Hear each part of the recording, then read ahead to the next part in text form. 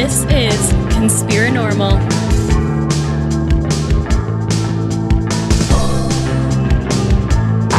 Hello. Hey, Alan. Hey, can you hear me all right? Yeah, I can hear you. There we go. Me and they're hearing me all right. The last program I did, I don't know, I sounded like I was on the moon, the far side of the moon. Well, you don't sound like that now. Okay. I think what it is if I talk loud, which I do when I get excited, it's a Jewish thing, you know. I don't apologize for it, but it overamps my mic. So let me know. Just say, Alan, in the politest possible way, shut up. How you doing, Wren? Hey, can you hear me okay? Oh, yeah, I can hear you just fine. Great. Hey, Alan. Hey, Wren, how you doing? You're the doing right. Well, I don't know about that. You cracked the code ever since, unfortunately, the original founder of the lexicon program died a horrible death. But don't worry about it. Don't worry about it. Ron Bonds, who published it, died a horrible death. But don't worry about it. You're probably okay. I mean, you're still kicking, so. Well, I just publicize it. I just use it. I had no clue. The first time I saw it, I said, oh, that's nice for euthymic people, but for me, what am I going to do with it? And then I decided to run Orthon, and the universe opened up for me. You know, Alan, I'd like to talk a little bit about, at some point tonight, I want to talk a little bit about some of the investigations that you've been on, because that's something that I don't think I've heard anybody really talk to you about. Well, the synchronicities just keep on happening. I thought, like some of the UFO investigations. Yeah, I was thinking, well, why don't we talk? We talk a lot about the Hellier thing, and I cannot praise those people enough for they're bringing investigation, real investigation, not the crappy stuff on the History Channel and even the Science Channel. I think they have done the first non-expose. They were doing the real thing, and it just shows the others up. However, I thought, well, it might be good to talk about some of my field investigations and why I think theirs is so real. So, sure. Well, I think it'll be a good thing to talk about. Hey, Alan! Thank you, Ren. Hey, Alan! Yeah. Collecting, folks. Truth in packaging. How's everybody doing through this hard time we got going on right now? Oh, you should read my little editorial today. I saw that. It's called technically the Jewish Tower, but I call it the Lightning Struck Tower after the tarot card because that's what it makes me think of. These people are, Yiddish lesson of the day, Meshugana. Meshugana, which is a word that needs very little translation. They clearly have no idea. Let's 2 floors at a time. There's probably 7,500 people per floor. Meet every week in the lobby or one of the auditoriums or something to see how you're feeling. Well, the first person that says, not really so good, we're all dead, And they send us another letter. Well, we're sorry you're all dead. And my last words will be, Thompson, submachine gun. How are you doing, Wren? I'm doing all right. Honestly, not a lot has changed for me. I already worked from home, and I guess I'm not going out to bars and stuff, but I didn't really do much of that to begin with anyway. So mostly it's just weird going out in public because everything's really dead. There's this palpable sense of doom in the air. It's exciting living in the first days of the apocalypse. It's still first days. There's something to be said about with that goober in Washington. No, I think it's the last days of Mother Earth. No, not. before people panic, I really think this will come and go, but a lot of people are going to die because of incompetent fools here and halfway around the world. And I think the Chinese, who I'm not overly a fan of, are lying through their teeth about the number of cases there. I don't like the thing where they say it's the Chinese flu. You know, the French disease, that would be syphilis. Wasn't French. They don't know where it came from. They don't know anything about it. That's the scary part, except that it has very mega flu-like symptoms, you know. So I've been through so many of these things. I mean, I'm old enough to remember when I was in grammar school, the last, and it was literally the last in America anyway, polio epidemic. And they made a stand for 3 days, but there weren't any more polio epidemics after that. So I'm sure they'll come up with something somewhere in the neighborhood of 2029, 2030, something, you know, for the remaining humans upon the earth. We'll call them the secret chiefs. They already know the answer.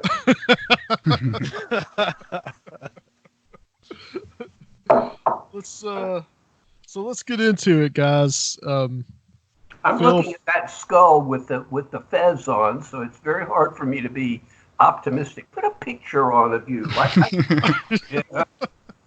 That's our logo, Alan. That's our logo. Well, I'm my logo, so you know, showing me in my dramatic form. It used to be me with full military regalia, carrying a Ruger Mini 14 with a bayonet, which Rugers are fairly small, and you'd have to be awfully close to somebody to bayonet them, but it looks cool, so what did I care? But. All right, well, it's just like, you know, I'll just get us started. We'll just take the conversation wherever we want to take it, guys. Wren, you know, feel free anytime, whenever you want to come in. Yeah, I got plenty of very esoteric things to ask Alan about. So okay, excellent. Okay, all right. Well, all of my answers are obscure, ergo esoteric. Welcome to Conspirinormal, guys. We have a powerhouse tonight. We've got two of our most favorite guests that we've had on before, and that's Wren Collier. Hey, everyone. So, hey, what's up, Wren? Good to have you back. This is probably like the 15th time or something like that. And very special guest, Alan Greenfield, on the line, too. Who ran the gauntlet today, so I'm a member of the tribe. So yeah, you did run the gauntlet today, apparently. Yeah. You have no idea. I understated it all. My image going through was sardines the whole way, and the people standing in line on top of each other. I really shouldn't say this on the air. I told it to my girlfriend, and I thought, this is probably really a bad thing to say, but it's okay. A lot of my friends were children of people. It reminded of people, Jewish people, waiting at Auschwitz to get in the shower. I mean, they were standing on top of each other just to can I say bitch? I just did. At the management about whatever was bothering them that day, just like any other day. And I thought, you're going to get mail on that. I shouldn't have said it. It's just insane. And that was to get a box of Passover goods that my counselor brought me, but they wouldn't allow her in the building, even though she's got 3 clients here. So she had to leave it outside, and some guy breathing heavily on it from the staff was standing over it. I did not have the foresight to get masks. I had gloves on, and I grabbed it and literally ran to the elevator. Up until then, good. Up until then, I've been waiting till after midnight. My original reason was they call me the bicycle guy. Why? Because I'm the only person here who apparently gets any kind of real exercise. So I got sick of being called the bicycle guy. These people I've known, they've known my face for years, but I'm still the bicycle guy to 90% of them. And that's okay, but I wait till after midnight and there's nobody there except the person at the desk who's behind a glass wall. And I go out and I either run a mile or so or I ride a mile or so, depending on the weather and my mood and so forth. But this was at 2:30 in the afternoon, and they don't ordinarily show up to show how grand their lives are, to wait for the mail to come around 4:30 or 5. So before that, they're not there, and after the mail shows up, they disappear. So I figured I was okay, but no, 2:30 in the afternoon, there were three, maybe four times as many people in the medium-sized lobby as either standing in line or standing on top of one another, almost literally. And I'm trying to, just get my box and get the hell out of Dodge or the lobby. Yeah, in any case. Understandable. Yeah, ran back to the elevator, had a special finger coated in that slime that they give you to kill viruses, and got back on the elevator, and oh God, never again. I have to sneak down to pay my rent Friday, but I'll sneak down at midnight. It doesn't say when, it just says, do it. Yeah. It's best to be careful these days, for sure. So, Alan, when we had you on last November, we had our own... What did I say? We did. I deny everything. I did not say any of those things, and I was out You of revealed all the secrets. It was assassinated. I swear it. I was in Israel digging up trees and things. You told us everything, but I had no idea that you and the secret cipher of the Ufonauts played such a big part in Hellier until I watched Hellier probably about 3 or 4 weeks after I'd had you on. So I kind of wanted to get Wren on too to talk about this, because you guys both have a lot of insight into this, and you sing the praises of Hellier pretty highly. Alan, I guess since this has kind of been a renaissance for you in a way, because you've been able to, a lot of the books, the Secret Cipher is selling a lot because of Hellier. So I just wanted to kind of get your thoughts on it. The unrelated book, my most current book, God Never Does the Same Thing Twice, is selling well too, and I can only attribute that to people saying, "Oh, look at the name, same name. It must be something just as profound," and they buy that too. But nevertheless, I was amazed at how much they used it. I mean, I've known Greg Newkirk for years. I didn't know how deeply he was involved in investigations, but when they started to get ready to do the first season, they asked me some questions. Mostly, I thought, just background information. And when it was on, it was like, I don't want to overdo it, but it seems like they were doing it by the interviews in the back of my book, which was an afterthought, So I said, Greg wrote me and said, "Where is this Terry guy?" And I said, "Well, I don't know. I haven't seen him since 1990 something or other, but if you find him, he's got all of my back issues of, going back to the 1940s, of the Shaver material from Amazing Stories, because I loaned it to him. Whenever I loan something to anybody, the chances of getting it back are 60-40 against, and I was out of town for a while to writing Secret Cipher and Secret Rituals. And when I got back, that stuff got kept. Yeah.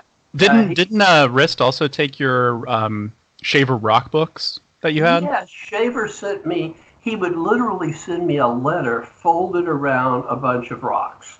And I only have one of those letters surviving. It's not very important. He says, "You obviously don't understand the pictures in the rocks. You think that that's a priestess doing a ritual, and it's clearly a woman feeding birds."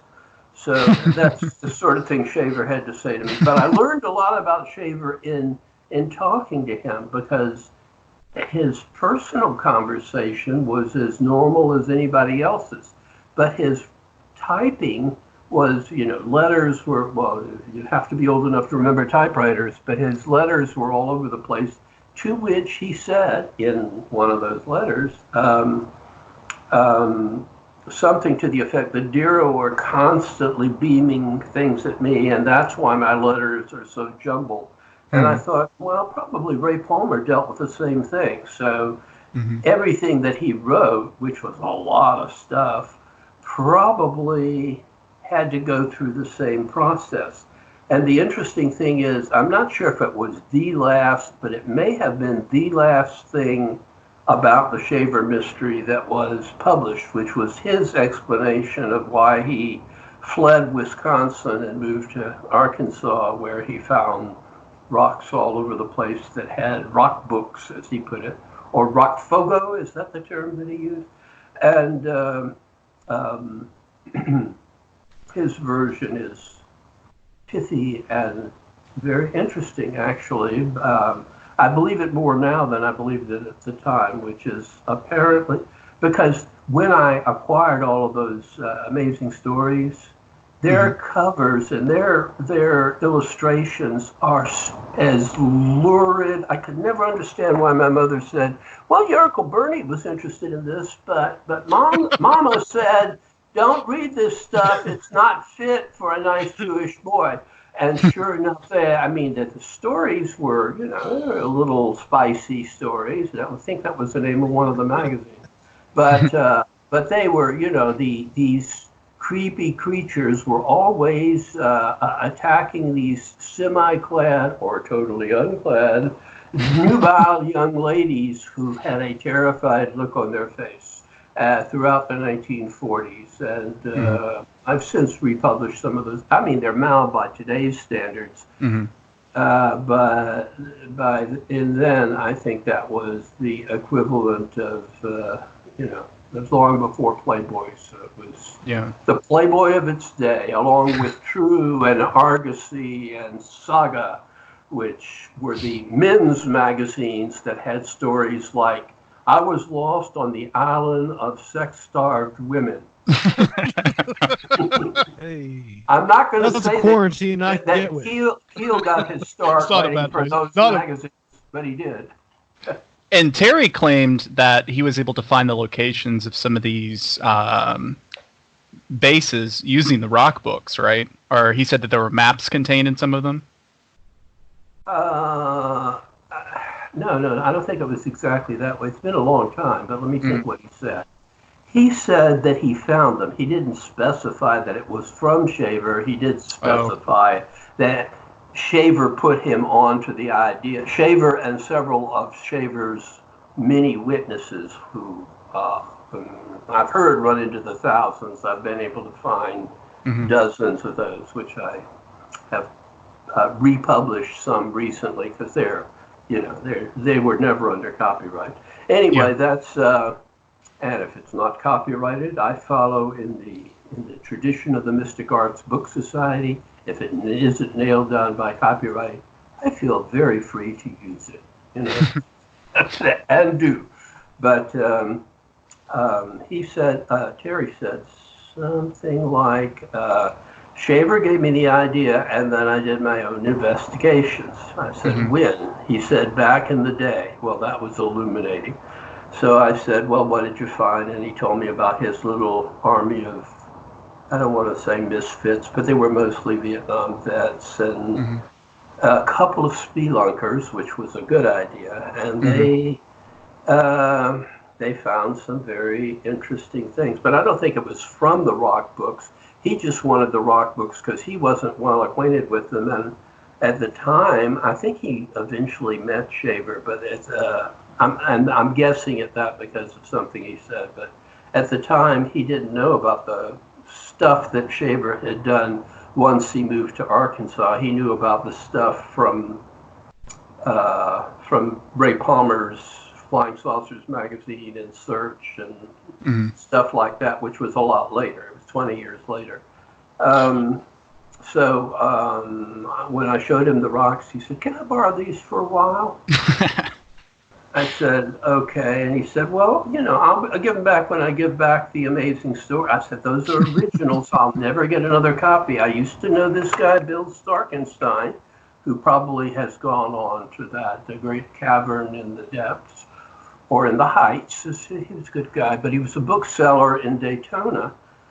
He eventually wound up in Fort Myers and was my UFO informant there. And Bill sold me these, rare magazines for almost cover price. And the cover price in the 1940s was like 35 cents or something. I don't know. It's printed on the cover. So I had a large accumulation of Amazing, Fantastic, and a few other magazines from that period. I mean, they weren't it wasn't like having the Detective Stories #1, which I think is worth tens of thousands of dollars. That's the Gil Kane Batman's introduction. He didn't even have his own magazine at the time. Anyway, so I said, well, yeah, borrow them, but don't keep them and I gave him the story I give everybody I loan something to. Look, I only loan to people I trust, and a lot of stuff, even with the people I trust, never comes back. He's not to worry.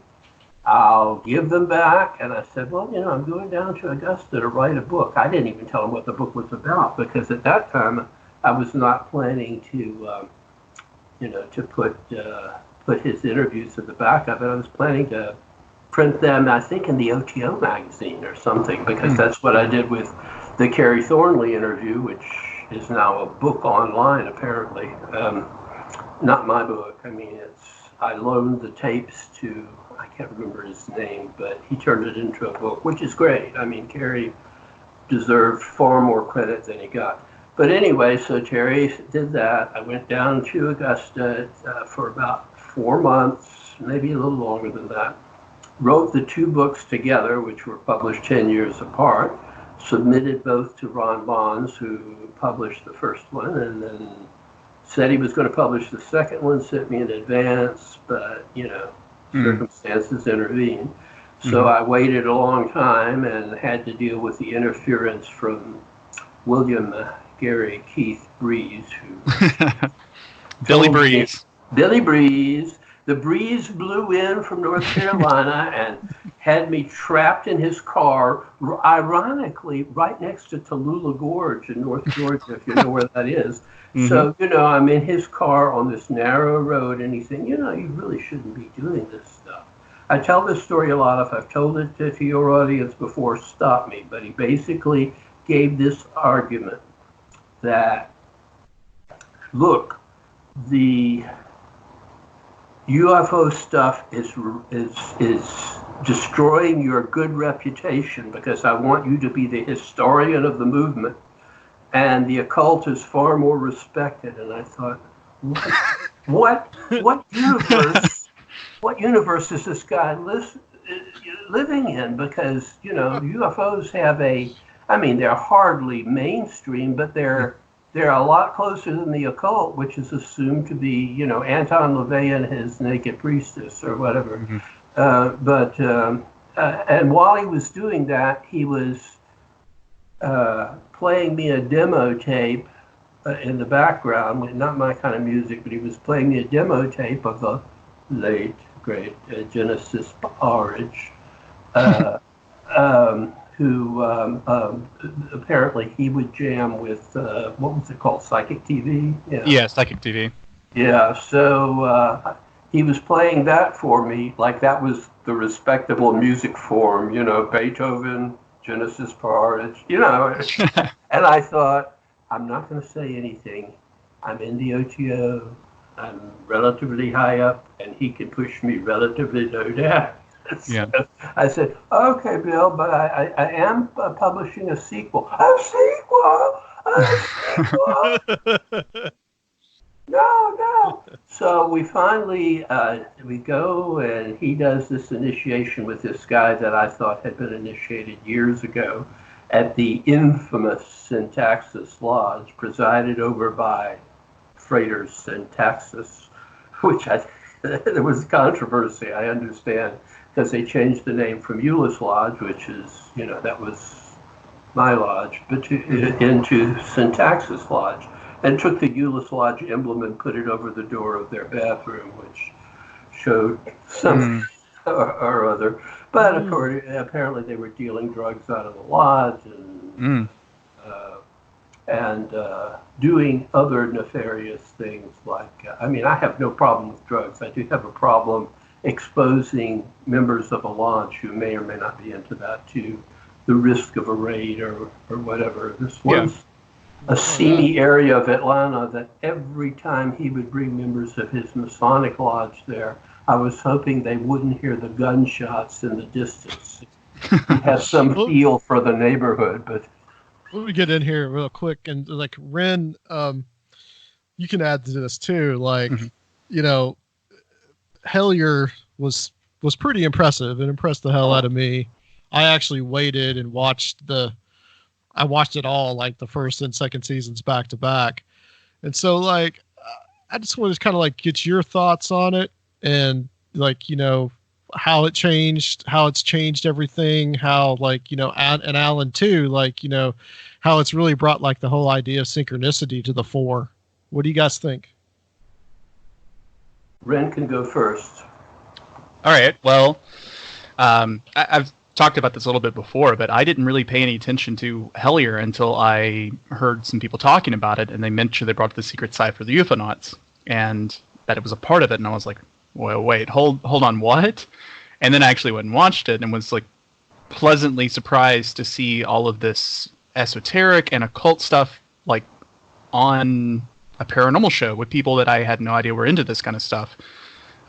It wasn't long after that I got initiated into the OTO and started really taking my magical practice seriously, and it's been immensely useful for that. My friend Alan and myself programmed the cipher calculator after talking to Greg Newkirk, and it was really happy to see that being used in season 2. And I think that's like just the other night, Connor was doing a Patreon event for Greg and Dana's Paranormal Museum, and there were hundreds of people all using the cipher all at once, like tracking down different names and looking things up and making connections. And it's just so cool to see that happening. And like on a different level, and this is something I want to eventually talk to Alan about on this show. I think in a lot of ways, I wrote on Twitter earlier that it seems like because of the things people are getting exposed to in Hellier, and not everyone who watches Hellier is going to get this out of it, but I have the feeling that a whole new generation of, let's call them Thelemites, are being created. But outside of the influence and control of the OTO, most of them are never even going to come into contact with the OTO. Right. And it's a dilemma that's kind of separated from even the long shadow cast by Crowley. It's like, I don't know. It's going to be really interesting to see how this filters down. But, I talked to Alan about this before privately about how it seems like the reason Greg and Dana were picked by, if you want to call them the Secret Chiefs or whatever, is because they're like the 93 current is attempting to reestablish itself in sort of a new world. Because, the OTO was a failure. Most mystery school traditions have effectively failed to create a new generation of people to fight back against. What Michael Bertreau might call the Yogothians, or, you could call them the Black Lodge or whatever. And that Hellier, in a sense, is sort of a recruiting effort for the good fight, as it were. But I don't know. I mean, that just could be how I see it. I don't know, Alan. What do you think the side effect of Hellier is going to be? Sort of. I'm sort of post-Thelemite in the sense that I think I used to have this argument with a priestess of the Temple of Set who would alternate the word Set with Satan, and I sang her a little ditty. I said from the Beatles. I said, if you go carrying pictures of Chairman Mao, you ain't gonna make it with anyone anyhow.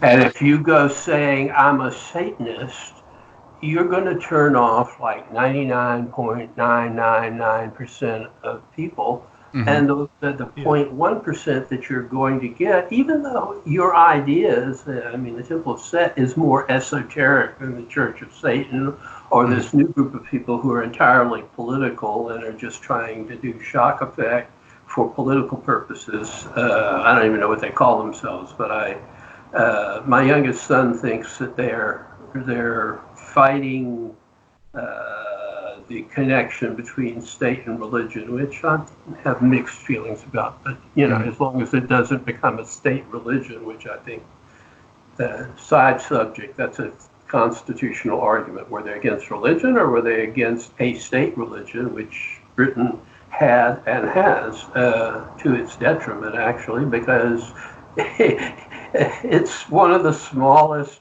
religions in England now. There's the Queen and two other people that go. Right. Except on Easter, and they won't be doing that this year, and Christmas, and so it's state religions have a way of alienating anybody who isn't in favor of whatever the current government is. The United States didn't want to do that from the very beginning, and we didn't. So, but end of sermon from Reverend Greenfield. Amen, brother. Say amen, brother. Amen, brother.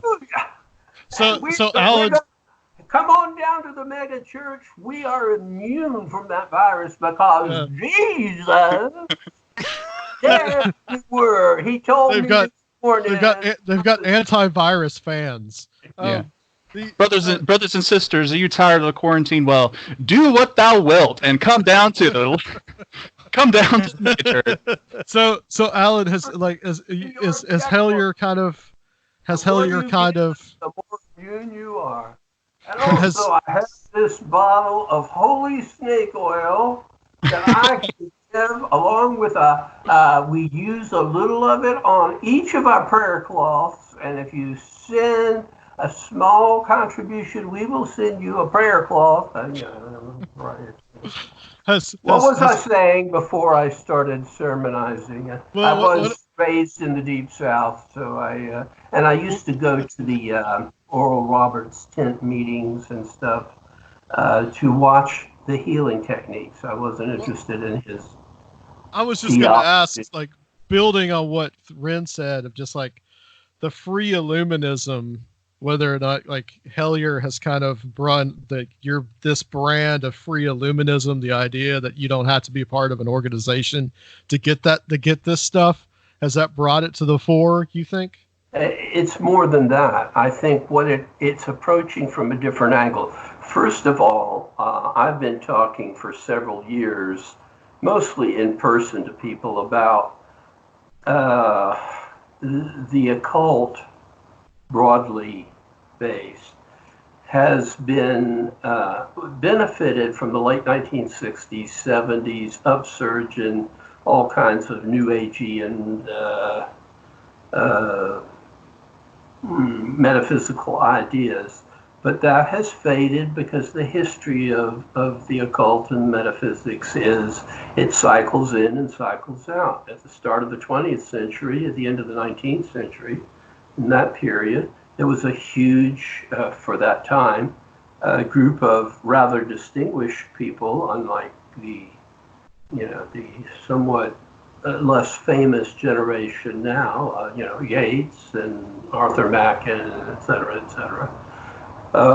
that were interested, but it was gone by 1902, 1903, regardless of what Chick or his rivals have to say about it.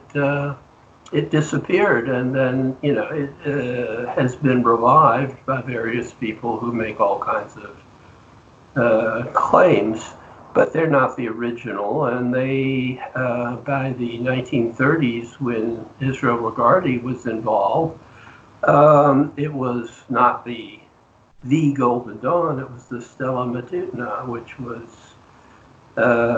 or however that word is pronounced, and that was an organization inspired by the original Hermetic Order of the Golden Dawn, not the Hermetic Golden Order of the Golden Dawn. So these organizations went through a long, dry period where the total membership, I would estimate, was in the dozens. The OTO at the time of Crowley's death was perhaps a few dozen members, and maybe not that many. And that was members on the books, not necessarily.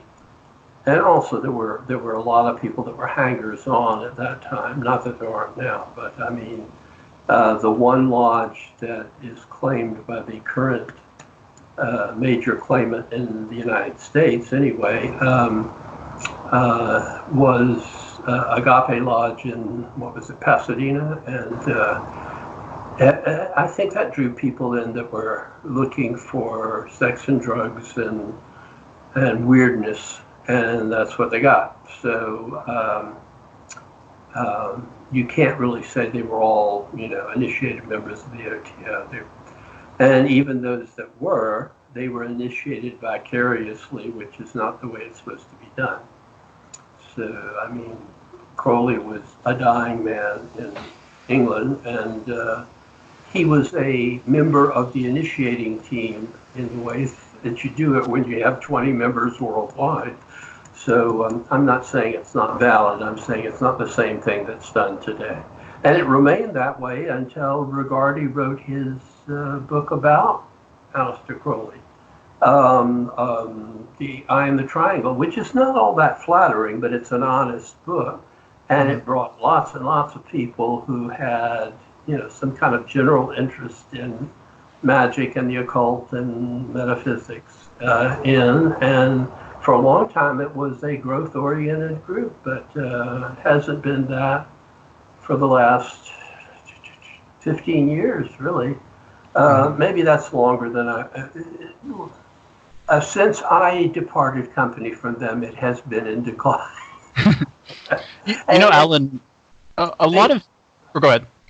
Well, my job there, which was a dues-exempt job, was to recruit people from a certain group. Mm-hmm. And I recruited almost 1,000, but I did that at the behest of Dave Scriven, the U.S. Grand Master General. And I think it was, I don't know this for a fact, but I think it was behind Bill Breeze's back. Not exactly, lied about or anything, just not mentioned. And when Breeze caught wind of it, he said, well, these are not people that I want in the OTO. And I don't know exactly at what point, but they were, almost all the people I recruited were thrown out. Although some of them, I must say, still write me. So I must have been doing something right, because they know I'm not affiliated with that anymore. And they're... Yeah, what happened to the laws for everyone? That wasn't commercially useful to the corporation, I guess. Corporate stuff was originally billed, at least in Euless Lodge, which is the lodge I belong to, as a tax. I wouldn't call it dodge. It's probably getting on touchy ground, but that's the way it was presented. However, then it became a real corporation, because I gather from the recording, which is illicit, but I have heard it online, of the meeting that decided that the Ninth Degrees didn't trust each other, so they'd bring up Breeze to be the supreme leader, sort of like the Ayatollah. And he said his pitch was that he was going to run it like a corporation, and it is a corporation, and that's the way it's run. So a lot of people I know are talking about building, how do we build something new? Or how do we start? And like my friend Kelsey had this question, because I asked her if she had anything she wanted to ask. And her question was, if you were to imagine a decentralized, all-embracing and broadly accessible iteration of, like, let's say the ideals of Thelema, the liberty and freedom and equality, Do you think that it would involve human hierarchies and initiatory orders in any significant way, or do you think it would tend more towards a loose set of guidelines and broadly accessible self-initiation that would be more spirit-directed? Yes and yes, and there is a book. It's out of print at the moment, but it's written by one of my associates, Taupalamas, who lives in North Georgia, probably closer to Adam than it is, physically closer anyway, than he is to me. He wrote a book called Spirit Builders, and unfortunately, I mean, I told him, it's fine to do a really expensive edition, because he went to a publisher that only does, luxury editions, and they bought into it, but it was like when it was new, it was $100 book. God knows what it is on the secondary book market now, because in case you don't know, I always go to outside publishers, and the author has very little say after the initial contract and doesn't get residuals. So if it has a secondary market, I mean, I'm sure that, Stephen King gets residuals, but I'm not Stephen King, nor will I ever be. But you don't get any secondary sales. And immediately this expensive, and I don't know what the print run was, but it was not huge for a book that was already $100. I don't know what it's going for now, but it's a key book to how to do small, decentralized local bodies, and he sort of credits me with the idea. However, let me say this.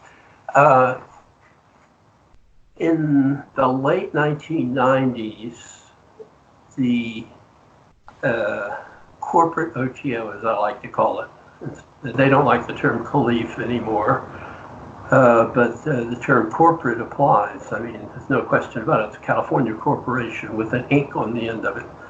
So the corporate OTO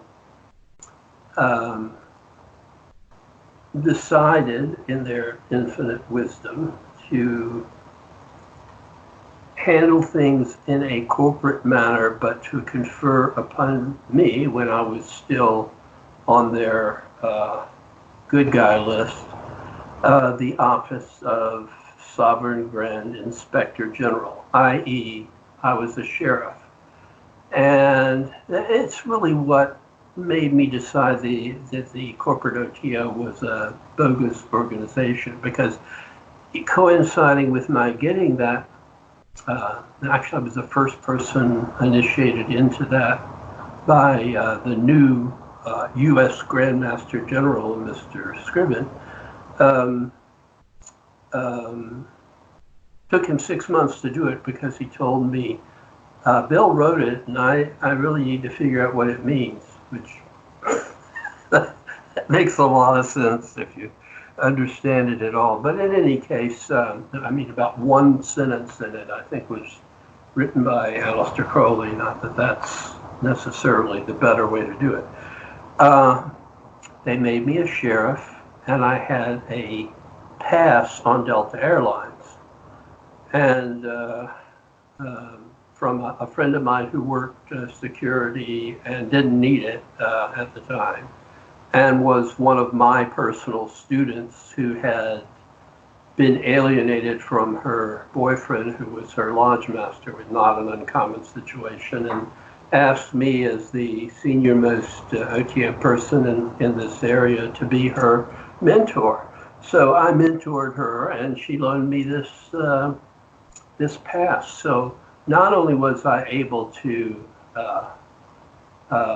inspect local bodies around the Southeast, I was able to inspect bodies all over the country.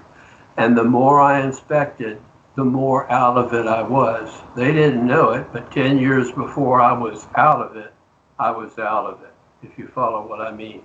I just saw more and more abuse and more nonsense and stuff that had very little to do with magic, and a lot that had to do with fear and molestation, and a lot of drug use on premises. Yeah, because you've typified it before as like calling it like you've said it like the last time we had you on. You pretty much said like it's a cult is what you kind of typified it a little bit.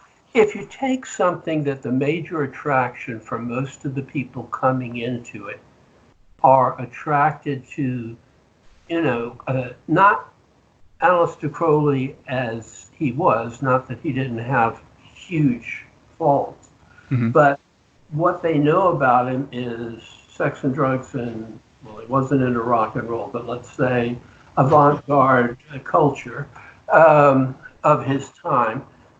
You're going to get people that expect that. And the weight of those people coming in, that's what it played to. Plus, the senior leadership were old hippies. I mean, I may be overstating it. David Scriven, I can't imagine him with long hair and beads going, "Hey, man, what's happening?" It just isn't. That is, upper middle class California guys who live in houses in Riverside, which he doesn't live there anymore, so I guess I can see that. Nice houses, but they keep that they're involved in this stuff from their kids. I guess they're grown now, so my information is, anyway, long before I parted ways with the OTO. And when I published my statement on the OTO, I figured, well, I've resigned from all of my, administrative positions, so sooner or later they're going to read this and throw me out, or they're going to read it, and then it took them another 6 months, and they tried to throw me out. But I was sufficiently advanced in the organization. I was already thinking about other things, but I wasn't going to let go easily. They fired John Crow. They suspended Gerald Del Campo, one of the best that they had. I believe they did the same thing to April, Gerald's wife, who was a fellow Rose Croix chapter head. Not to get too much in the weeds of the OTO, which is full of weeds and weed, but among other delights, I assume. I allege, can't prove, been a while, but I was out 10 years before I was out, is the long and short of that part of the thing, because I just found there were people that walked in the door who were very spiritually advanced, and there were people who were 9th degrees, sovereign sanctuary, who didn't know shit. You can edit the word if you want. I don't know how free a program, but I mean, they didn't know shit. They were about as magical as Tub of Lord.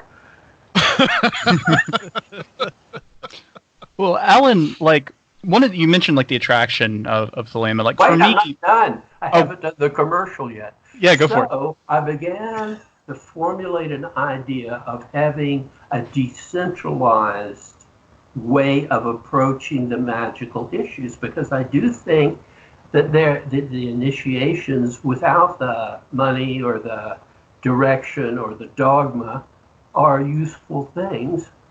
And this guy in California had set up something he called congregational Thelema.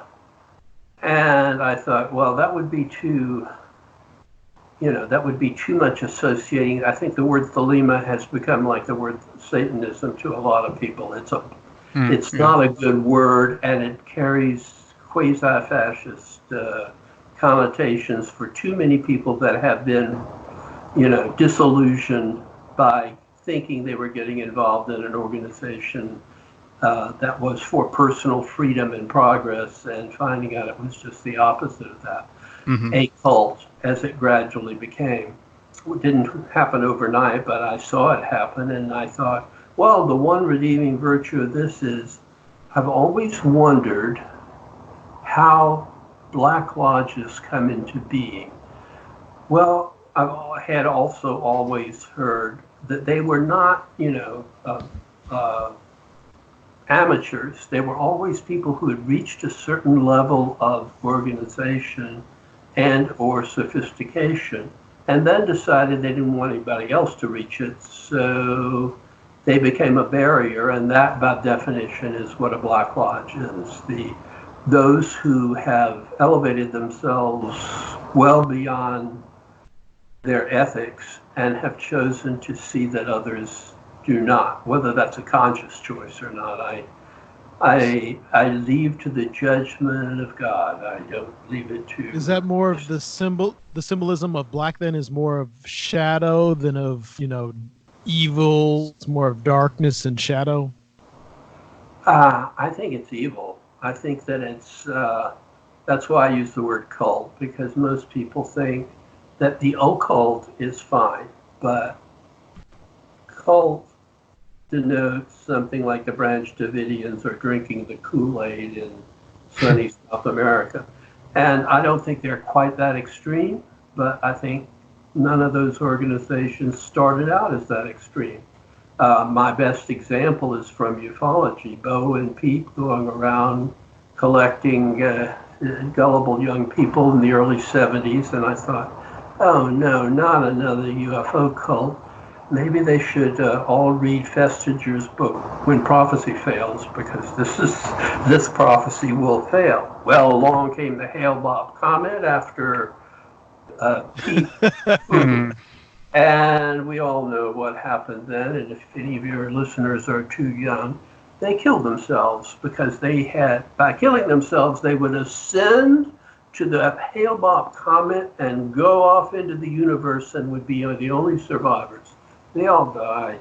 They all died along with Bo, or whatever his real name was.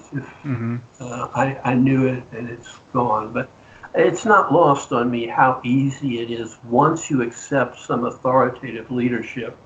If the leadership goes berserk or becomes overly cynical, they'll lead some of their members, maybe all of their members, into some really ghastly thing, either homicidal or suicidal. And no thanks, I don't want anything to do with that.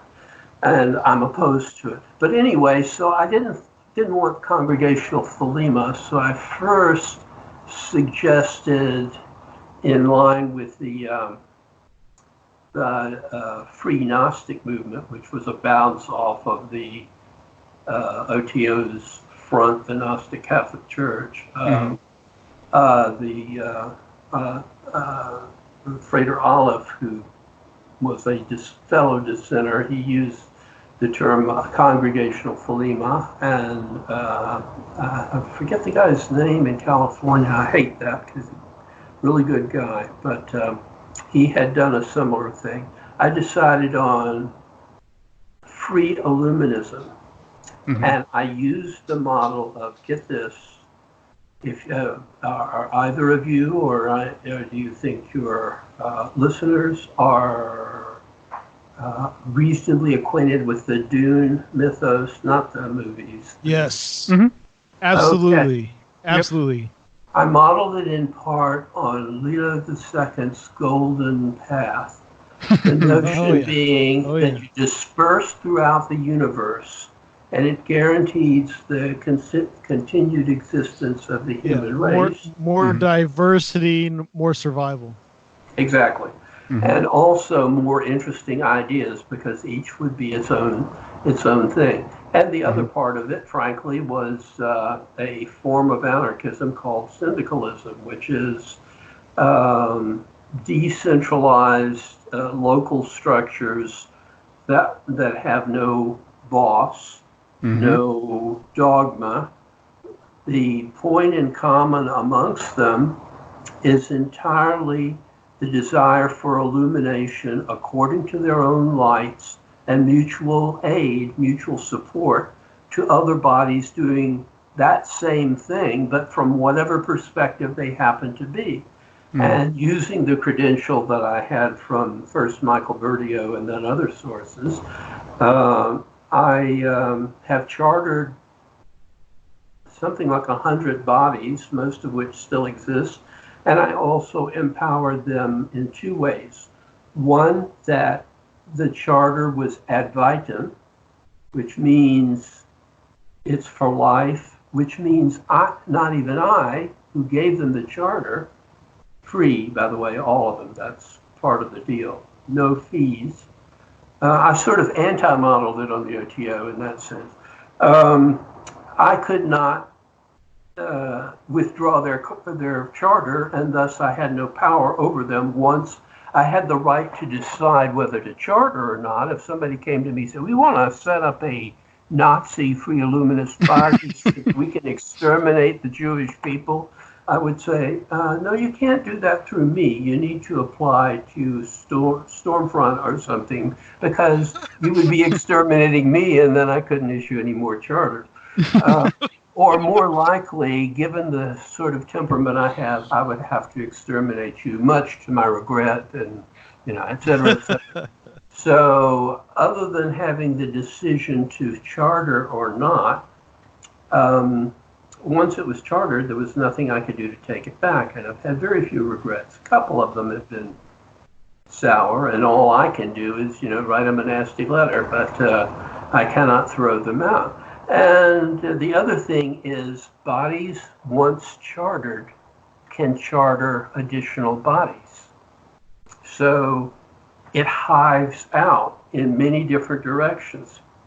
And there are now some thousands of people who are loosely affiliated with the Free Illuminist movement, who are practicing the quest for illumination in a free way. And that's what I do, and that's what I've been doing for the last 15 years. Okay. But do you think the organization is important, and having that community and having that congregationalism, do you think that's important than just a lot of people being isolated and pursuing them on their own? You think they should get together, actually, in physical space? Well, it doesn't necessarily have to be in physical space, but I think that's preferable. The only excuse in my mind for group work is to have a support group. A support group is when you feel down because the path is not always easy, and it has the dark night of the soul built into it at some very advanced point. You need people to be your support group. All people need that, whether they know it or not, because no man is an island. Whoops, I just stole that from John Donne, but he's dead, so it doesn't matter. No man is an island unto himself. So don't ask who the bell is ringing for. It's ringing to bring people to the mega church in Texas that's still spreading, well, anyway, different subject. Hello. Hi, guys. Hi, Wren. Hi, Adam. I want to do the billing. If I'm going to come to that thing in September, you need to, my name begins with an A. So.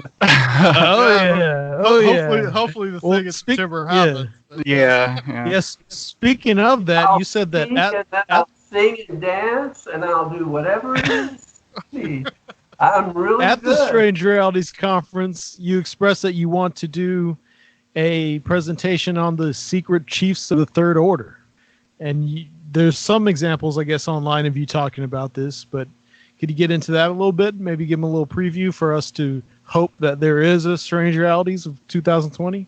I will tell you everything there is that we know about the secret chiefs of the Third Orders, a.k.a. the somewhat discredited term Great White Brotherhood, a.k.a. Ascended Masters, a.k.a. Bodhisattvas. Call them what you might. The Nine Unknown. I will tell you everything there is to know, or you can listen to that really good speech that I gave on Mount Arabia a year ago, June, which is on YouTube. Unfortunately, it was filmed with, how shall I put it, low production values. That is, it was a microphone on somebody's phone, so the picture is, one of those narrow pictures, and you hear the wind blowing and planes going over while I'm telling all the secrets of the secret chiefs. I think the chiefs designed it that way, but you can use that as a teaser. And also, there is a trick. If you have the option on YouTube to watch that, and that was June 2006, 17 maybe, or 18. It was one of those Junes. There's an option to have it give a readout, just as up until a few minutes ago there was a readout of what we were saying on the lower part of my screen for the visually impaired like me, because I'm age impaired, not visually impaired. But it will give you some idea of what I'll talk about, but I've given it much more thought, and I will be glad to do that topic along with singing 2 or 3, songs. And I used to do a lot of Stephen Awesome. Foster and Al Jolson, but it's politically real incorrect now, so I'll Yeah, you think of told us something. about it before, I think. Yeah. Well, somewhere out there's a tape of me doing that. So, is this Secret Chiefs? Is this the same as the Third Order? So what are we dealing with when we talk about the Third Order? What do you mean by that? The First Order are the It's from Golden Dawn mythology, right? Yeah. It's the people that practice Golden Dawn or OTO or AA type, the lower level AA type rituals. The Second Order would be like I'll use the Golden Dawn AA system, would be like the middle echelon people who know a great deal, but not the whole enchilada. The Third Order ceases to be human altogether. And some who are in the Third Order, using the Tree of Life, they cross the abyss. And the abyss is not something I can define. You have to take a look at it before you know. Think of it as going over a black hole without falling in on a very, very narrow road, known as the route of the camel, which because it's just a narrow bridge over the Lord of the Abyss. Once you get past that, you cease to be human in the normal sense, and you become a magus, and you have a choice.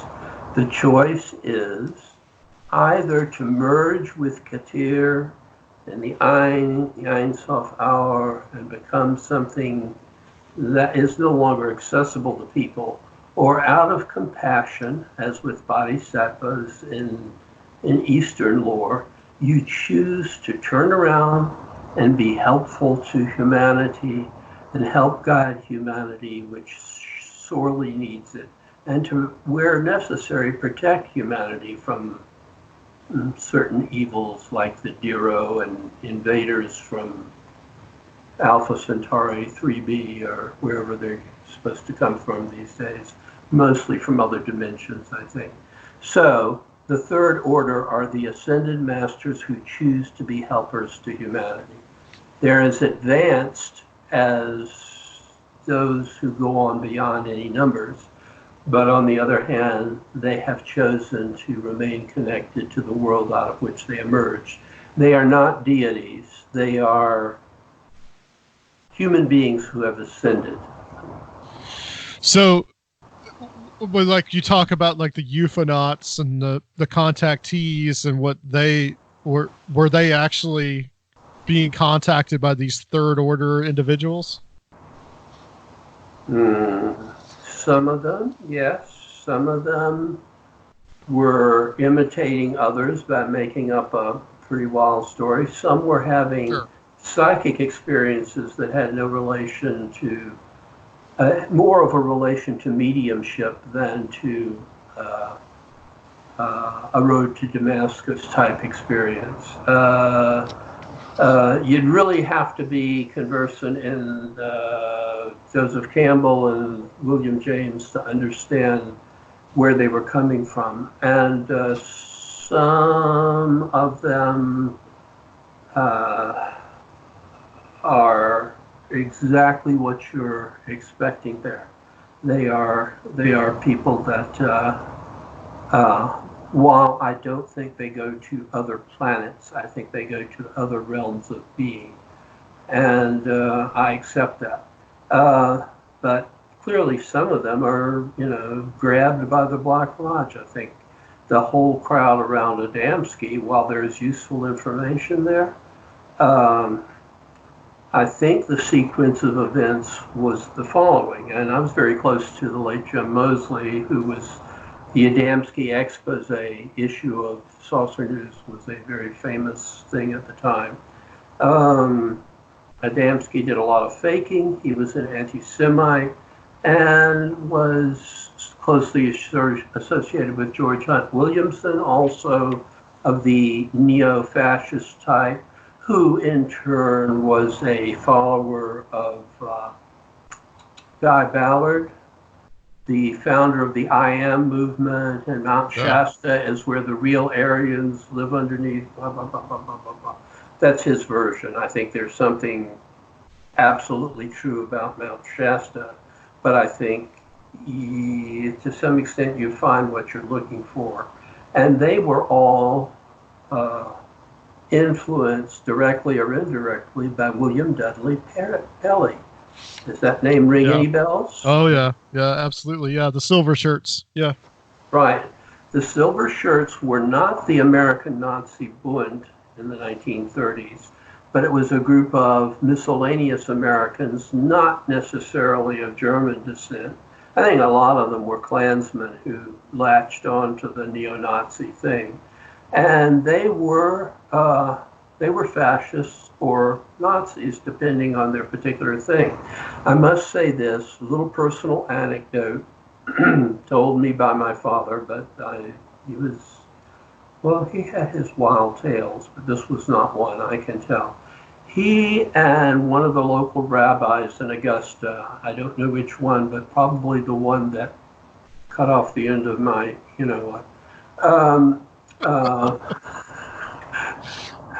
which I have no regrets about. It's a long time ago, and I was drunk at the time. But in any case, it's hard to remember, right?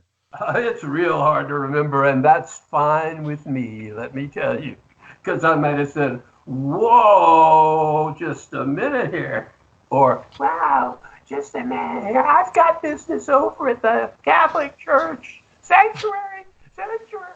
They don't do that, but they don't do anything else. Anyway,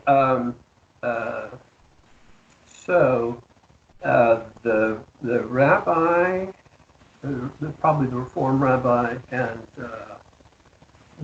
my father decided to infiltrate the local branch of the Silver Shirts, which they did, and the stories they came back with were exactly what you would expect. This was obviously a neo-Nazi, well, not neo, a Nazi group. And when the war broke out here, unlike in Europe, the leaders. Now I have the hiccups. It must be caused by Bill Breeze and his curse upon me. Let me do a quick banishing ritual. Fuck you, Breeze. Get out of my house. Om. It works every time. What was I saying? Oh, yes. So they infiltrated, and what my father told me was they were awful. And when the war broke out here, the leaders were put in jail. But Adamski and Williamson were, just peons at that time. And then the next thing you know, Adamski is writing his basic story. I think he wrote it as nonfiction first, tried to sell it as fiction to one of the science fiction pulp magazines that were very popular then, mainly because of the racy covers, and failed to do so. And then he presented it once again as what he thought it was, which was factual, and it did well. And then Williamson wrote some actually very literate books, but with, dark undertones. And that's one school. But I don't think that should smear people like Dan Fry or name 3 contactees. I'll tell you whether they pass or not. I met a good many of them in their latter years, but most of them they didn't seem like they were lying or trying to make money. They seemed like people who had had some kind of experience, not unlike the later abductees, who are much more respected in ufology circles than are the contactees. I don't actually think there's a real line between them. I imagine some of the abduction stories are fake, but not the ones I've investigated. Yeah, I think some of the contactees, especially like Orfeo Angelucci, I think that he definitely had some kind of real experience. And I think that there were a lot of them that had some kind of real experience that was later maybe twisted, or maybe they kind of, because they had like this bit of fame or whatever, that they kind of were able to like their story just grew and grew, but at the kernel of it, there was a real experience there. Yeah, exactly. And the tendency to embroider after you have a successful story is a common human failing, because it's not necessarily a failing on the part of the person experiencing it. I know Uri Geller made a pithy comment that I will not quote exactly, but basically they expect you to, if you can bend spoons, then you probably are a great lover. I'm really, really, really editing what he had to say about that. And he said, it ain't necessarily so. I'm quite sure that's the case. And we like to get way in the weeds on Conspirinormal. And this idea of contacting the other, and that there being the secret chiefs of the Third Order who are kind of here to help us with the White Lodge. And then there's something else that I guess is helping with the Black Lodge, or you said there's a point where someone has to make a choice. And having both you together now really makes me want to get into this, because I know both of your kind of leanings in politics. Like, where does this come into politics then? And of course, we've talked about there being this, these weird cults with fascist connections that also claim to contact something. And we know that there's been secret societies and revolutionary activity since the 18th and 19th century. So where does politics come into this for both of you guys on those levels? Like, it goes all the way to the top, I guess. Wren, you get yourself sent to Guantanamo. I'll just. I was actually going to mention earlier. I was thinking about this. We moved on, but I was going to ask Alan. In my vision, like this illumination, like I call it thelema, but this vision of a better world, of a world where people provide mutual aid to each other, a world where there's no hierarchy and there's freedom and liberty for everyone. I don't think that world is going to be built by social clubs. I think it's going to require direct action. And I was curious if you thought it would be valuable for people who maybe want to build this better kind of world to do some reading by revolutionaries. Like in particular, I was thinking of sort of Maoist insurgency. I'm not necessarily saying that people should carry out a Maoist insurgency. I'm just saying that maybe there's some ideas there about building community and about reaching out to the public. Do we all need to join the Shining Path? Is that what you're saying? No, they had a habit of shooting farmers in the name of the revolution. Yeah. Some unfortunate aspects to that, but I think the idea, and by the way, their American counterpart. At one time during a bizarre period, I became involuntarily the bodyguard of Bob Avakian, the chairman of the Revolutionary Communist Party. Wow, that's way too long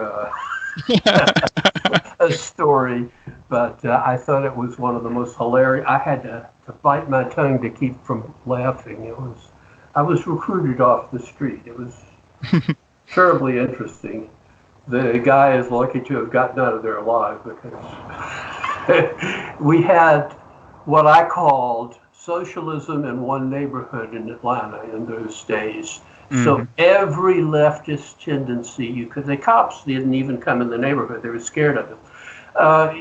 You had every leftist tendency that ever existed in the world. Some that, the ones that were Marxist Leninists were, they had what I called franchises. One had the Chinese franchise, one had the Maoist franchise. One even had the Albanian Enver Hoxha franchise, which I thought was wow.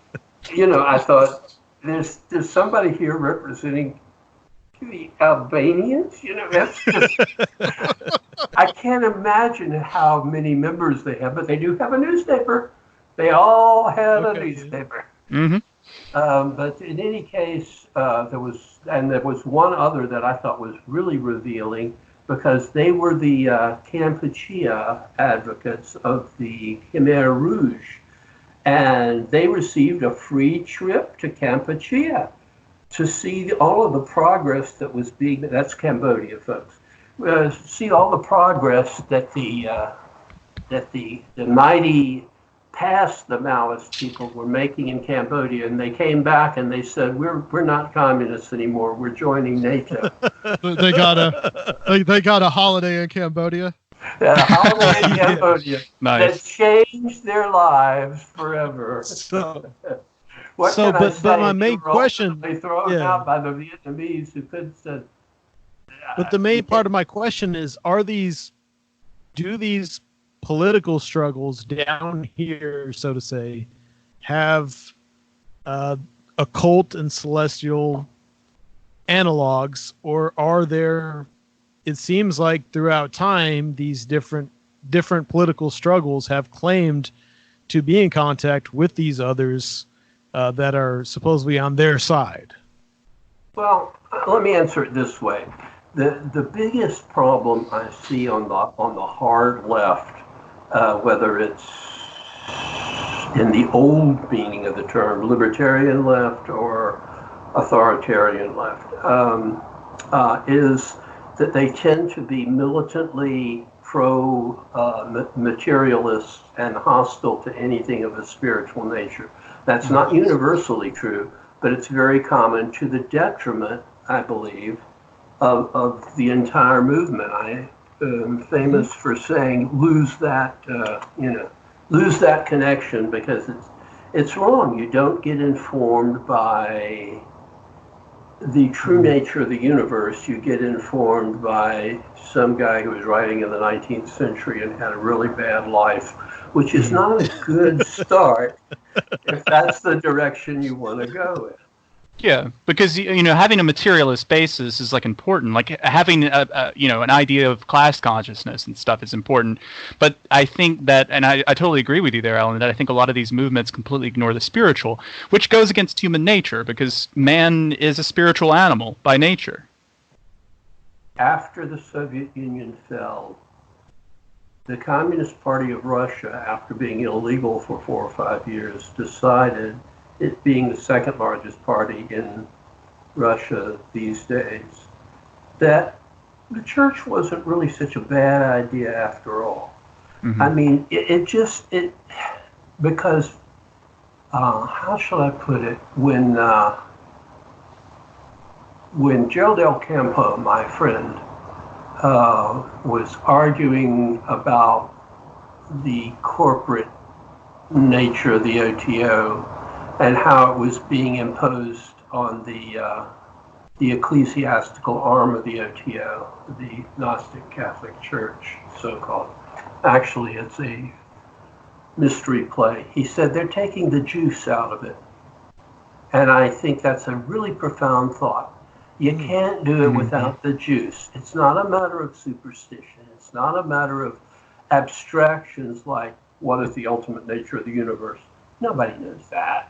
It's ridiculous. Ask any physicist, they will say, oh, well, if I'm asking for a grant, I would say blah, blah, blah. But you get right down to it, nobody knows. It's a very, very complex question. So if you have what I have done with Illuminism, it's not a political movement, but it is a movement with spiritual intent, but political structure. In other words, it is structured like the IWW. Oh God, I got to explain the IWW. No, I think we're pretty politically literate around here. We know International Workers of the World. Unite! Prove it! Sing the Wobblies. International in 3 languages. Arise, ye children of stars. We're going to chase off 3/4 of the earth. The International. Yeah. Unite the human race. Long live Emma Goldman. That's okay. Yeah, still in there. He's sort of dead. So you're saying that that what if he got liberation what if he's without a zombie and he got out of that glass case, walked over to the Kremlin,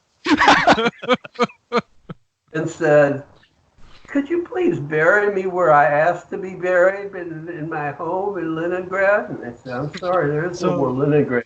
Well, Petersburg. I'm sorry, it's St. Petersburg. Saint, haven't you learned anything? Well, go back to your glass coffin, or we'll put you in the wall like we did Stalin by night. So on the other side, inside commie jokes. I think. Yeah, we got it.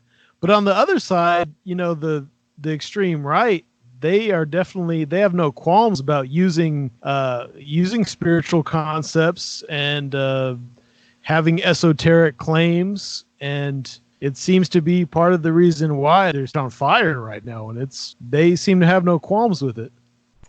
If you follow the Pew Religious Survey, I do think there are flaws in it, but that group of people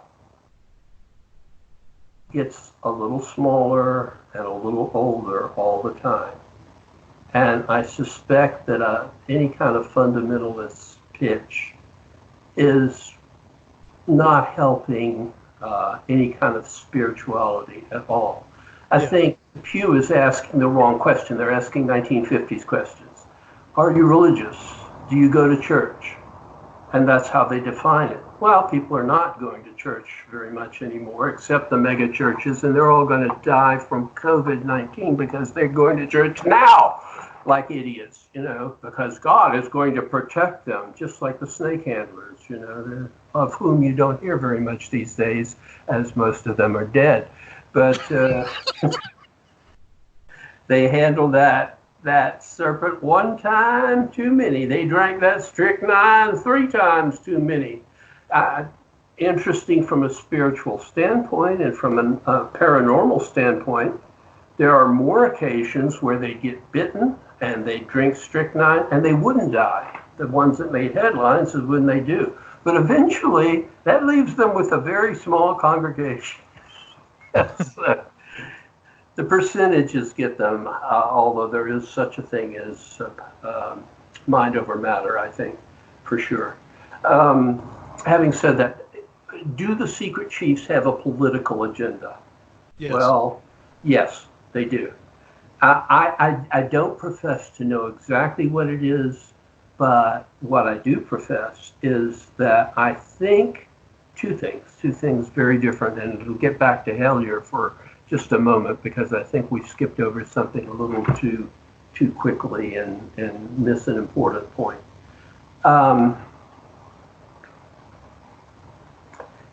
They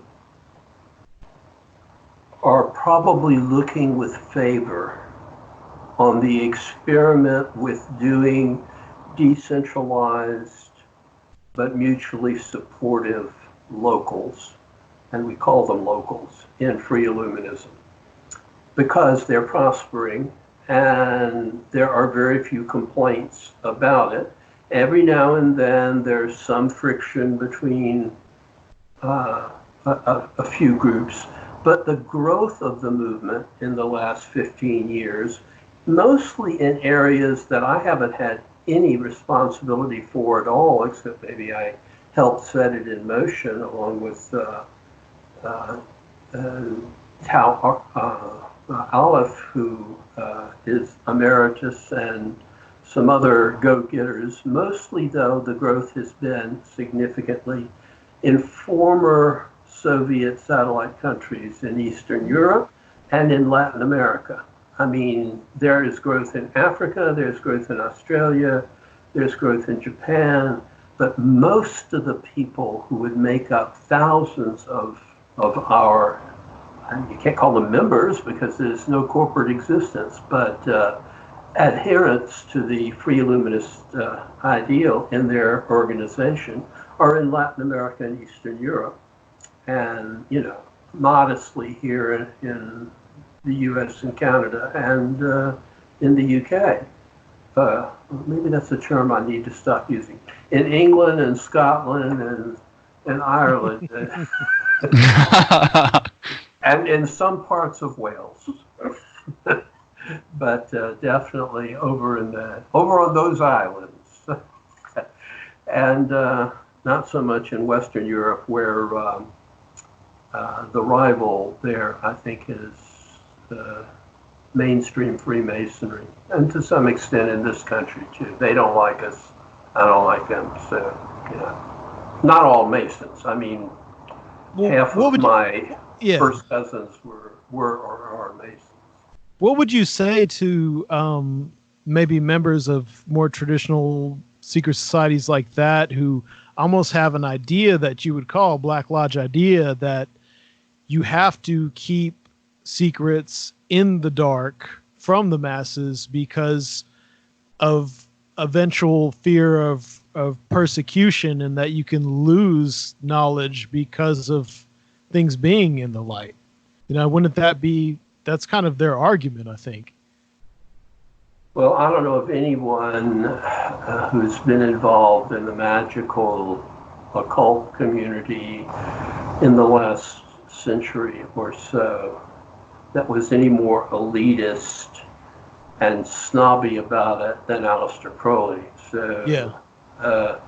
I think his premise was pretty much mutually contradictory, which was to say that he was an elitist and favored an elite and even believed a leisure class, which I believe we know what he's driving at. That means him and his, you know, his favored people having enough money to be able to do this stuff and not else. Well, we work. I don't. I'm retired, but I'm old. Yeah. I have the luxury of being old. Yes, well, older, which brings me to that other point. But don't let me get away from saying something about the Hellier phenomenon, not specifically about Hellier, but the phenomenon that it has generated. However, let me just make this point clear. I don't think secrecy from the great unwashed, quote unquote, does anything any good whatsoever. Secrecy is the enemy of truth. And another enemy of truth is the notion of we and they. We, the elite, versus they, the great unwashed dumbasses that don't know doo-doo, as Michael Jackson would have put it, from Shinola. Isn't quite as alliterative if you say it that way, but nevertheless, there you go. I mean, you know, that's just, I find that to be foul. There's nothing really secret. And if there were, I've seen to it in the last 15 years, you know, if they bump me off tonight or tomorrow, or the people in the lobby give me some horrible disease, it's too late. It's all out there, you know. So you think it's a totally antiquated way of looking at things? I don't think it was ever legitimate. I think there was a reason for discretion with the, let's say, the sex magic stuff in 1915. It caused the OTO Lodge in England, which was rather large, while Crowley was going through the flesh pots of New York, whore by whore, one at a time. Well, probably one or two at a time. I don't know if they, peed on the bed for him or anything. That's something that degenerates who are definitely not magicians are prone to do with cameras running from the FSB. But that's an entirely different political story. P-tape is real. Alan, I think you're definitely completely 100% right about magical technology being free and open source, as people in the information technology world know. And that's something I'm super passionate about getting magical tools to people, getting magical knowledge out, and it all being free for anyone who wants to come to it. But what about, let's say, initiations or mystery plays, for maybe a better word, or something people would understand? Should the contents of those initiations remain secret because it's supposed to present a narrative that maybe only makes sense in context? It's a good question, and that would be something I have mixed feelings about. But let me put it this way. You can read the Gnostic Mass anywhere, Liber 15 Gnostic Mass, or variations thereof, since it's out of copyright now. I say it's out of copyright now. I say to the world, it's out of copyright now. But when you see it, it's an entirely different experience. It's not a secret ritual. Anybody can come, unless the local body is. I'm not really much in favor of it because I believe it's just a recruiting tool for the OTO these days, but it has a numinosity about it that is only possible in person, in participating in it. The same thing would be true of the Roman Catholic Mass, or the any high church numinous ritual. My first spiritual experience, which had nothing to do with belief systems as such, was something that wasn't only secret, it was in the Siddur, or I just hadn't, my father took me, there were 3 synagogues in Augusta, Georgia, if you can believe that. A very, very, very, very Reformed congregation. And then there was what called itself an Orthodox congregation, but was really conservative. And then in downtown, where the Jews used to live when my mother was a kid, there was a house that had been converted into a synagogue, God knows when, or presumably. And my father, who was not he had agoraphobia, as I do, and he would always, if he would go, it would only be on important holidays and would stand in the back. He was lukewarm. He was strongly identified with Jewishness, but not so strongly identified with the religious aspects. But on important holidays, that's where he would choose to go. So I had never been there, and I don't remember how old I was. I must have been at least 12, because I remember seeing a cute girl going up to the women's gallery, and I thought, that's a cute girl. Wish she would stay downstairs, but that was heresy. So I could, say, hi, I just got back from Israel. I was living on a kibbutz where people are very free with themselves, if you know what I mean. But anyway, I walk into this place, and I walked into a 15th century shtetl synagogue, and it was a numinous experience. There was no rabbi there. There were just men who looked like they were older than Moses, Methuselah was one of the younger folks there. They had long white beards, and they were all wrapped up in their taluses, and they were davening in a way. I mean, the Reformed temple that I belonged to, there was a nice Gentile lady playing an organ in the in the balcony, which we would all sing the Shema to, and that was the end of the Hebrew part of the whole thing. But that was back then. They're much better about that now. In any case, I thought, this is really cool. This is cool as breeze. Then they started selling off the parts in the Torah, and I thought, well, they can't exchange money on the Sabbath if they're Orthodox. But they make bids on it. This is a way it was carried on for hundreds of years during the darkest times for the Jewish people. But I wasn't, I was too young to really get that. What I got was the numinosity of this highly ritualized. There was a guy standing at the bima in the front, reading from the Torah, and he must have been 174 if he was a day.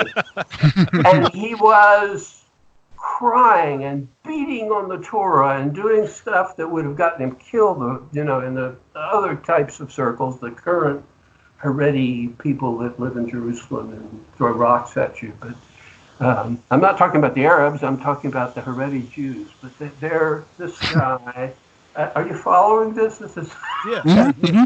I thought, oh, this is real. What I do on Saturday when I say Shema Yisrael, and the lady in the attic is going Phantom of the Opera, and so, okay, today's sermon is about. I mean, that's why the churches are empty. But do you follow what I'm trying to say here? Yeah. Some Really things are experience. numinous, and it isn't because they are hidden. It's because they are real.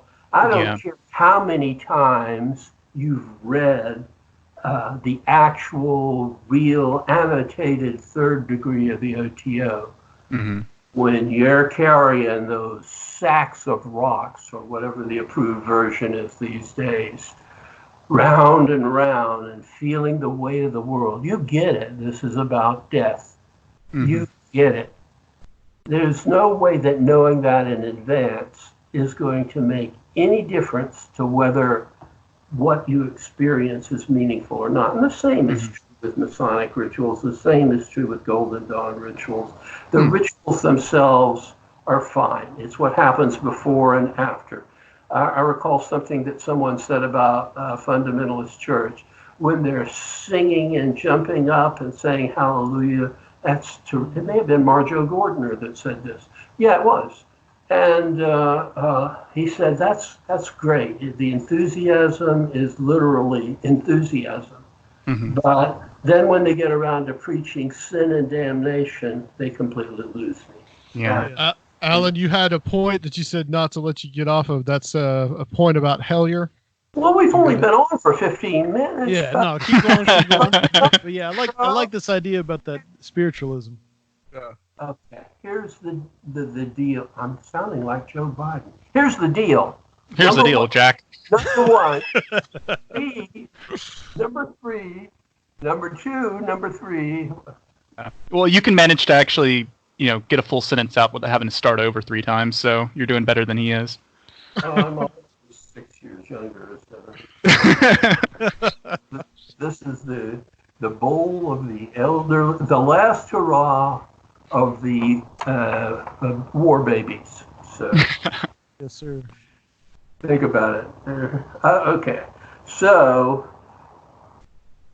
I think that after the generation that gave rise to all of these organizations of antiquity, the antiquity being something like 1968, 69, the real antiquity, drawing on earlier groups. I think it's run its course, and I think we're in another one of those dry periods. And you will notice, if you follow demographic stuff, which I do, that the average age, exceptions noted, of people who are interested in and involved in magic is at best pushing middle age at this point. Mm-hmm. So I think the secret chiefs are not ageist, but I think they're they're looking for a new generation with a new outlook. And I don't ask people their age, but it looks to me like the vanguard of the occult proletariat are people like the Newkirks, and even more someone like Tyler Strand, who is a hero to me, although I wish he would wear a helmet. But in any case, and I wish he wouldn't go alone, but I think that they set the tone. They do proper field investigations. They're not doing formal rituals because they don't know where it's going. Whereas in a formal ritual, you have a script. A script to where to go, and you can't go anywhere else, or somebody from above yells at you and revokes your charter or something. Yeah. Something I've heard about somewhere or other. I can't remember where. I think it was a letter I got. You are expelled. Signed. P.S. This letter is copyrighted and you may not use it anywhere. The approach of that whole system is built on the past. Well, the Newkirks and associates their past is just an experimental ghost hunting, which they would take, they gave them a field experience, but not into any of this weird stuff that we are drawn to, like lies. No, let's do it with moths to a light bulb. And therefore, they're not following any roadmap. They're following the synchronicities. And they're younger. They're noticeably younger than your average person. Isn't that the child? The Aeon of the child? The Isn't Aeon that of what Horus. it's about? Yeah. Yep. Well, we were young too when we started this, but we fucked it up. But that's the same current that's still going. I mean, that's the idea that current 93 is still going, and so it would reflect those same, still emphasis is on the younger, on the people who are outside of what's been the distribution of this knowledge for so long, etc. But it's without the constraints of a specific goal. Yeah. They follow the synchronicity. So it's even younger. It's like without parents almost. Oh yeah, it's totally new. I mean, they make use of my book, but they don't necessarily go with what I have to say. They just, that's one piece of advice. They have this other gentleman, I can't think of his name at the moment, but he is also roughly of my generation, and they consult with him, have great respect for him, apparently have been close to him for a long time, but they do their own approach, and they do it in front of a camera, a good camera, with good professional, they're documentarians. My documentarian for the 15 years we did the Great Arabian Mountain working was to take a group photo at the end of each. And the point of that was to see the changeover that took place over the years. That was from my experience in the OTO, when I realized that when I look back at all the pictures of the enthusiastic, then young people that were, in the early degrees in the OTO, they were all gone. All of them. Every single one of them, they're no longer involved. And what a shame to run through a large but limited group of people that would be interested in these things, that all of them have either gone elsewhere or more likely been alienated from the whole thing because of that approach. I think we're seeing the beginning of a new approach, and I'll go further than that. The fact that I believe, as I say in Hellier, that they're being guided by the secret chiefs, I think that the synchronicities, if they persist, and there are always points at which whoever the weakest link is going to say, let's not do this anymore. It's too dangerous or too scary or goes too far, or Jesus won't like it, or whatever whatever their particular boogeyman is. If they persist, I think they will become, they and the people that have been enthralled by their work will become the new paradigm in paranormal investigation.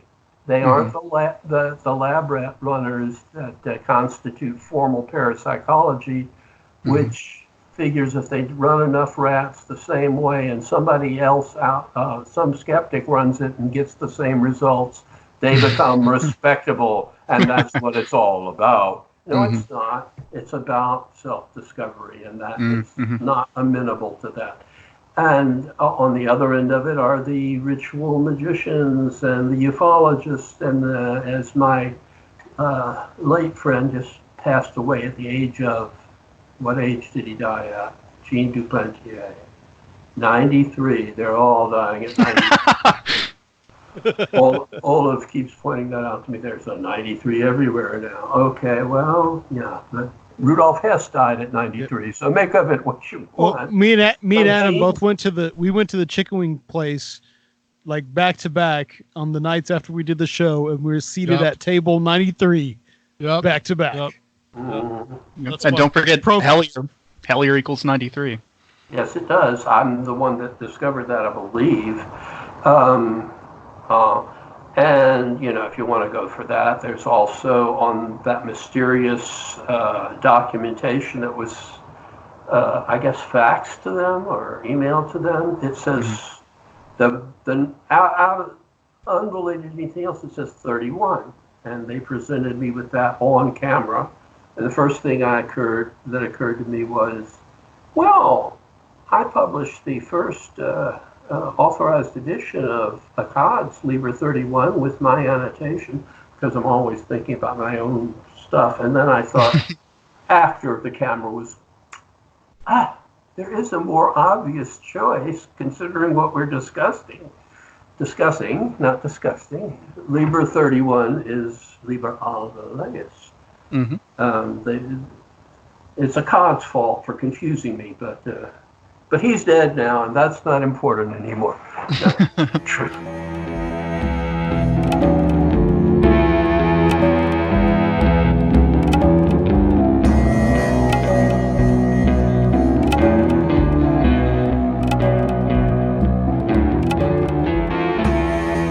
Hey guys, this is Adam. So this episode turned out to be extremely long. So what we decided to do was something that we really haven't ever, I don't think, done before at all, which is split this one in two. So guys, you're pretty much going to get 2 episodes out of this. So stay tuned next week when we continue part 2 of our interview with Alan Greenfield, with Wren Collier sitting in as co-host. So just a couple of announcements. We hope everybody is doing well, that you guys are making it through all this that's going on right now. We're trying really hard to entertain you guys, give you something to listen to, and other things that are kind of going on right now with some friends of ours, which is Dr. Future has finally put a book out. And that book is called Two Masters and Two Gospels. This is volume 1, and that's now available from Amazon. And it's available on Kindle for a low price of $8.95. It's 553 pages. This, of course, is volume 1 of a 3-part volume. And also, our good friend Joel, who sat in with us on the 300th episode, he has his band, or his called Great Grandson, and you guys want to follow them on Instagram. They're also going to be on Spotify, but it's they've got an EP called Modern Weed coming out on 4/20, which I guess is appropriate, and we may be talking to him pretty soon, either online or here on Patreon about his release. So basically, that's it, guys. We want to thank you all for tuning in to this episode of Conspirinormal. And don't forget, guys, we have our Patreon. We just put up another episode not too long ago about Echo the Dolphin. Mr. Rob has been joining us on there as well. So, guys, please check that out. You can check all that out for $1 on Patreon. There's several different archives going all the way back to the end of 2016. So you guys can hear a lot of interviews and a lot of one-off things that we've done. And also YouTube channel, Conspirinormal Podcast. So check it out, guys. Thanks a lot, and we will see you with the next installment of our interview with Alan Greenfield on Spiritualism. Take care.